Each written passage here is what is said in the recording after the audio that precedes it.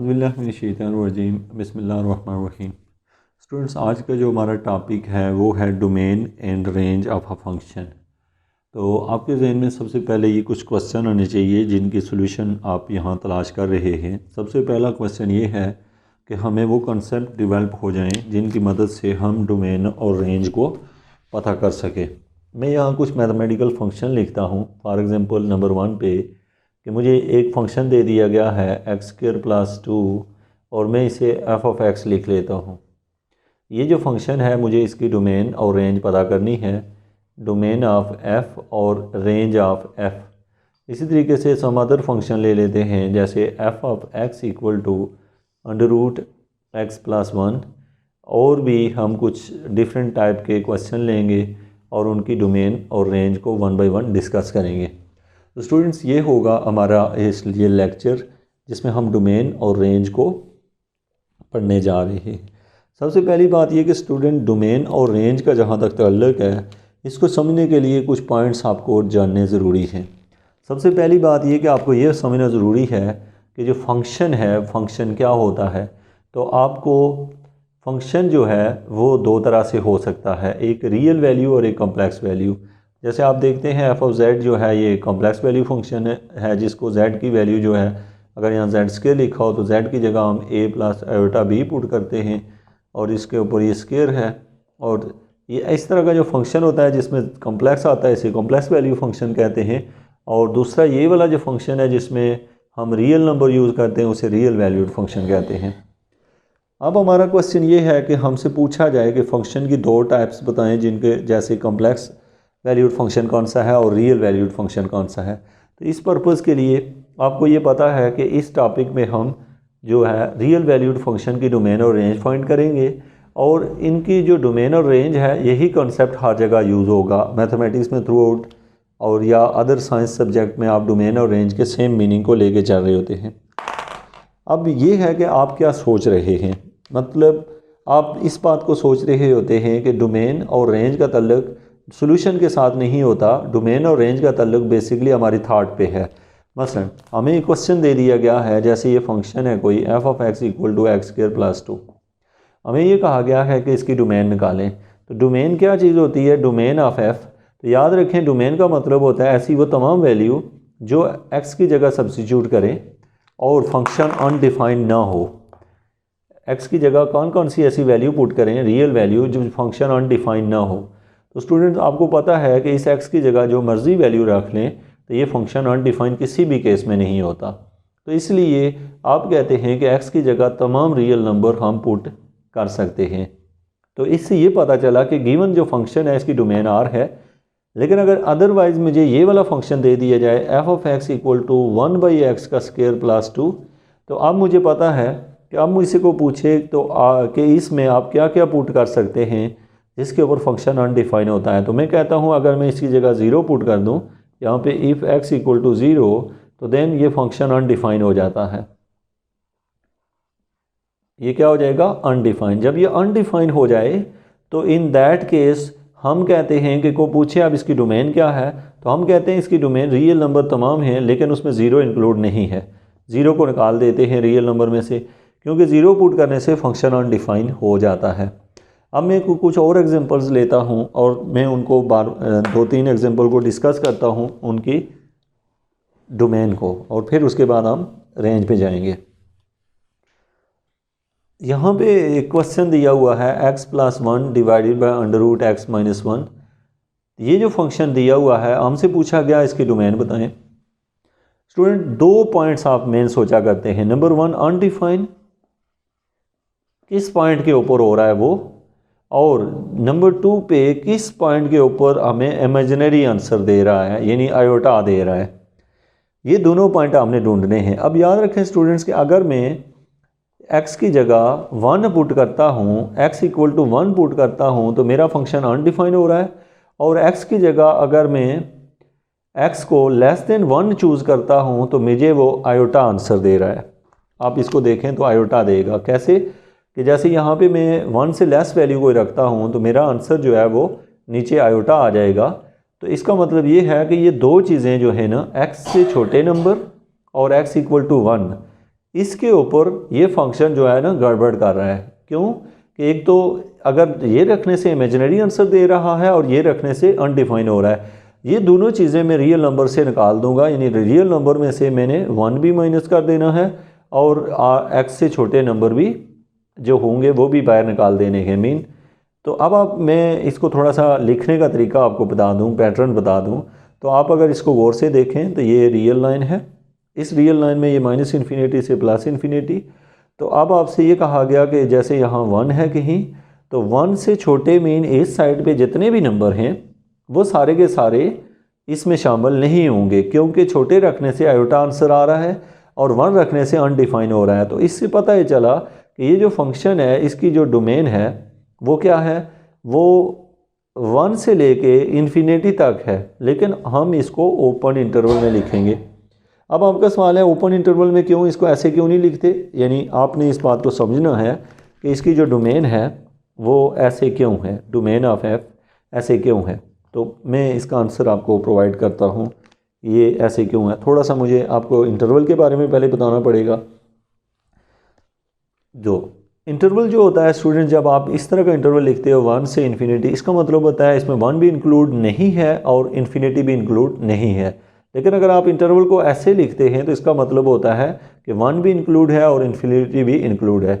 एक बात हमेशा के लिए याद रखें, कभी भी कोई इंटरवल ऐसा नहीं होता जिसमें इन्फिनिटी इंक्लूड हो। तो ये इंटरवल ऐसा पॉसिबल कभी भी नहीं होता, क्योंकि इन्फिनिटी मीन एक बड़ा नंबर होता है जिसका हमें कोई इन्फॉर्मेशन नहीं है। इसलिए हमेशा जब भी इन्फिनिटी लिखते हैं तो उस वक्त ओपन इंटरवल ही डाला जाता है। अब जहाँ तक बात है 1 की, तो अगर 1 के ऊपर फंक्शन गड़बड़ कर रहा है, फेल हो रहा है, तो इसलिए इसकी जो डोमेन होगी तो उसको हम लिखेंगे 1 से इन्फिनिटी। इन्फिनिटी तो वैसे ही कभी शामिल नहीं होती, और जो 1 होता है वो अगर शामिल हो तो ऐसे ब्रैकेट डालते हैं, अगर शामिल ना हो, अगर इसमें इंक्लूड नहीं है तो देन ये ब्रैकेट डालते हैं। तो ये चूँकि 1 इसमें इंक्लूड नहीं है तो ये स्टूडेंट डोमेन निकली है, किसकी डोमेन ऑफ एफ निकली है इस फंक्शन की। इस फंक्शन की डोमेन ये है। अब मैं आपको मेन टास्क पे लेके जाऊँ कि आप क्या सोच रहे होते हैं डोमेन निकालने के लिए, कि कहीं फंक्शन अनडिफाइंड ना हो रहा हो और कहीं इमेजिनरी ना आ रहा हो। अब मैं एक और सवाल लेता हूँ यहाँ पे और डोमेन और रेंज के पॉइंट ऑफ व्यू से उसे देखते हैं। तो मुझे फंक्शन दिया गया है f of x equal to x cube plus 1। अब स्टूडेंट मुझे बताएं कि ऐसी कौन सी वैल्यू है जो एक्स की जगह रखने से ये दो बातें हों, नंबर 1 अनडिफाइंड और नंबर 2 इमेजिनरी। तो स्टूडेंट ना तो ये अनडिफाइन हो रहा है ना ये इमेजिनरी है, क्योंकि यहाँ जो मर्जी नंबर रखें ये आयोटा कभी भी नहीं देगा, कोई भी रियल नंबर रख लें, और अनडिफाइंड भी नहीं होगा। तो इसका मतलब है कि इसकी डोमेन जो है वो सेट ऑफ रियल नंबर है, इसकी डोमेन इस फंक्शन की सेट ऑफ रियल नंबर है। अब मैं आता हूँ, मेरा जो क्वेश्चन है वो ये है कि मैं और कोई क्वेश्चन ले लेता हूँ। जैसे मुझे ये कहा गया है 1/x-1। तो अब मुझे ये कहा गया ये वाला जो फंक्शन है इसमें मैं सोच रहा हूँ कि इसमें जो x है वो कब अनडिफाइन हो रहा है, कब अनडिफाइन हो रहा है, और ये जो x है कब इमेजिनरी दे रहा है। तो इमेजिनरी तो कोई नहीं दे रहा, लेकिन अनडिफाइंड 1 पे हो रहा है। तो इसका मतलब है इसकी डोमेन जो है, डोमेन ऑफ जो f है वो मेरे पास क्या निकलेगी, वो रियल नंबर निकलेंगे, लेकिन किसको छोड़ के, 1 को छोड़ के। तो ये आपके पास है स्टूडेंट डोमेन का कॉन्सेप्ट। अब हम आते हैं जो हमारे क्वेश्चन का दूसरा हिस्सा है, वो है रेंज के बारे में जानना कि what is range, range of a function.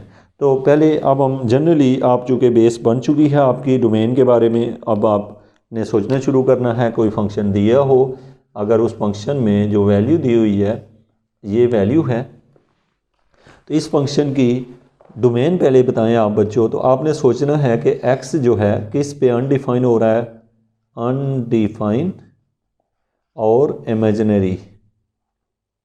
Imaginary तो ये बच्चों इमेजिनरी हो रहा है किसके ऊपर, ये 1 पे अनडिफाइन है और x लेस देन 1 पे इमेजिनरी है। तो इसलिए इसका जो आंसर है इसमें 1 भी इंक्लूड नहीं है और 1 से लेके इन्फिनिटी इंक्लूड, ये जो है इसकी डोमेन है।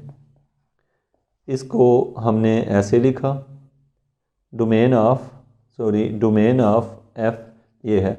अब सवाल है बच्चों, आप पूछना ये चाहते हैं कि इसकी रेंज क्या होगी। तो स्टूडेंट्स याद रखें कि इसकी रेंज जो है वो हमारे पास रेंज वो वैल्यू होती है जो आउटपुट होती है। मतलब आप यहाँ पे जब नेगेटिव वैल्यू रखते ही नहीं हैं और हर वैल्यू इसकी पॉजिटिव आ रही है, तो आप समझ लें कि इसका आंसर जो है, आप थोड़ी देर के लिए सोचें कि इसका जवाब क्या आएगा, इसका आंसर क्या आएगा, वो आपने देखना है। उसको रेंज कहते हैं। आंसर मतलब अब x की जगह हमें पता चल गया कि 1 से लेके इन्फिनिटी तक रखना है। तो जब आप बच्चों सोचो कि 1 नहीं शामिल इसमें, 1 से ऊपर वाली को वैल्यू रखेंगे जब, तो इसका आंसर कभी जैसे यहाँ 2 रखने से 1/1 आ सकता है, 1/2 आ सकता है, ऐसा कोई आंसर आ सकता है। तो आपने ये तो चीज़ सोची है यहाँ पे कि इसका जो आंसर आ सकता है इस क्वेश्चन का, वो कभी भी ज़ीरो नहीं आ सकता। ज़ीरो इसलिए नहीं आ सकता, ज़ीरो तब आता है कि जब नीचे कभी भी 2 नंबर डिवाइड हो रहे हों तो वो कभी ज़ीरो नहीं होते, वो इक्वल टू ज़ीरो कभी भी नहीं होते। तो यहाँ से ये पता चला कि इसका आंसर जो है वो ज़ीरो नहीं आएगा और नेगेटिव भी नहीं आएगा, यानी ये दोनों बातें नहीं होंगी, ना तो ज़ीरो आएगा ना नेगेटिव आएगा। इसका आंसर पहली बात है हमें पता है पॉजिटिव आएगा, और दूसरे नंबर पे इसका आंसर जो है वो ज़ीरो से बड़ा होगा। ज़ीरो नहीं आ सकता, ज़ीरो से बड़ा होगा। और क्या ये आंसर जो है वो इन्फिनिटी वगैरह या कुछ हो सकता है जी? तो यहाँ पे जो मर्जी वैल्यू रखें इसका आंसर ग्रेटर देन ज़ीरो आएगा। Greater than zero mean zero से लेके इन्फिनिटी, इस रेंज के अंदर कुछ भी आ सकता है। तो अब आपसे पूछा जाए इसकी रेंज क्या है बच्चों, तो आप कहते हैं 0 टू इन्फिनिटी। तो अब आपने इसका जवाब क्या दिया, इसकी रेंज क्या है? रेंज जो है वो, रेंज ऑफ एफ जो है वो 0 टू इन्फिनिटी है। अब आपका सवाल फिर से आपके जहन में पैदा हो रहा है कि भाई 0 टू इन्फिनिटी कैसे है। तो मैंने आपको ये बताया कि जब भी रेंज फाइंड कर रहे होते हैं तो तब हम ये बात सोच रहे होते हैं कि जो डोमेन होती है उसका हमें पहले से पता चल चुका होता है।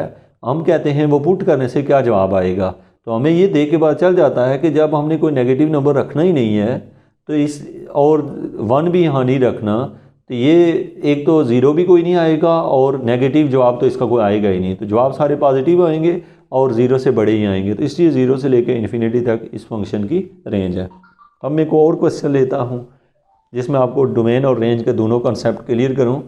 अब स्टूडेंट्स जैसे ये वाला सवाल जो दिया हुआ है कि f of x equal to √x-1, अब मुझसे कोई पूछता है इसकी डोमेन बताओ, तो मैं कहता हूँ उससे कि डोमेन जो है वो इसकी, इसमें आप याद रखें, यहाँ पे ये दोनों चीज़ें याद रखें कि x की जगह आप क्या पुट नहीं कर सकते, कोई नंबर ऐसा बताएं जिसको यहाँ पुट करने से अनडिफाइन हो रहा हो, अनडिफाइन हो रहा हो, और कोई नंबर ऐसा बताएं जिसकी वजह से इमेजिनरी आ रहा हो। तो आप गौर से देखें तो कोई नंबर ऐसा नहीं है जिसकी वजह से ये अनडिफाइन हो रहा हो।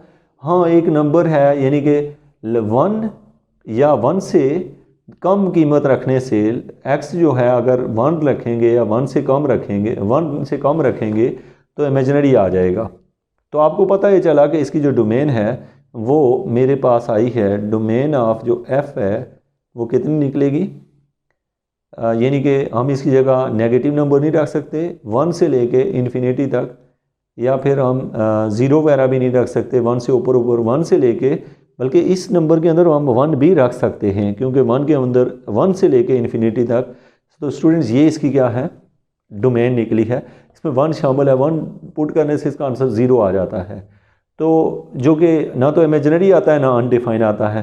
तो आपको समझ आई 1 से इन्फिनिटी इसकी डोमेन है। और इसकी रेंज की बात करें हम लोग, range of f of x, तो अब आप सोचें जब हम इसमें 1 पुट करेंगे तो आंसर 0 आएगा, और जब हम 1 पुट करेंगे तो आंसर क्या आएगा, 0।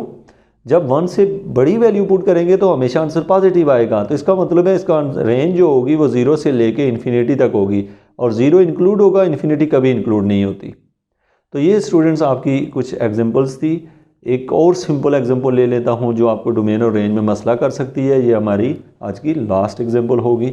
जैसे कि ये क्वेश्चन है, आपने देखा f of x equal to, अगर x -1 हो, सॉरी 1 - x हो, 1 - x हो, तो आपको ये पता है कि अब इसकी कोई डोमेन हमसे पूछता है तो हम सोच रहे हैं कि x की जगह हम क्या पुट करें तो अनडिफाइन होगा। तो आप जवाब दे रहे हैं जी कि ये, और फिर इमेजिनरी कब आएगा, तो हमने कहा अनडिफाइन तो ये सवाल होगा ही नहीं क्योंकि 1 ओवर की फॉर्म में नहीं है। तो इमेजिनरी जो है ये तब आ जाएगा जब हम इसकी जगह यानी कि पॉजिटिव वैल्यू रखें। और कौन सी, 1 रखने से इसे नुकसान नहीं होता, 1 रखने से 0 है। 1 से ग्रेटर वैल्यू रखें, अगर x ग्रेटर देन 1 रखेंगे यानी कि 1 से बड़ी रखेंगे तो ये नेगेटिव आंसर देना शुरू कर देगा। तो इसकी डोमेन जो है वो क्या बनेगी, वो बनेगी इस फंक्शन की domain of F of x. आप बता सकते हैं x ग्रेटर देन 1 नहीं रखेंगे, याद रखें ये नहीं रखेंगे तो इसका मतलब है कि ये होगी 1 से लेके माइनस इन्फिनिटी तक, ये इसकी डोमेन है। और 1 इसकी जगह रख सकते हैं, इसलिए 1 के ऊपर आपने क्लोज ब्रैकेट डाली है। ये आपने स्टूडेंट्स की डोमेन निकाल ली। अब इसकी रेंज निकालते हैं, range of F of x. तो रेंज निकालने का मतलब ये है कि 1 और माइनस इन्फिनिटी से लेके नंबर यहाँ पुट करें तो स्टूडेंट 1 पुट करने से इसका आंसर 0 आएगा, और कोई नंबर पुट करने से, जैसे नेगेटिव नंबर पुट करने से इसका आंसर पॉजिटिव आता रहेगा। तो इसका आंसर 0 भी आ सकता है और 0 से लेके इन्फिनिटी तक कुछ भी आ सकता है। और इसको लिखने का तरीका होगा 0 से लेके इन्फिनिटी। मैंने आपको पहले बताया था इसके ऊपर हमेशा ये ब्रैकेट डाली जाती है।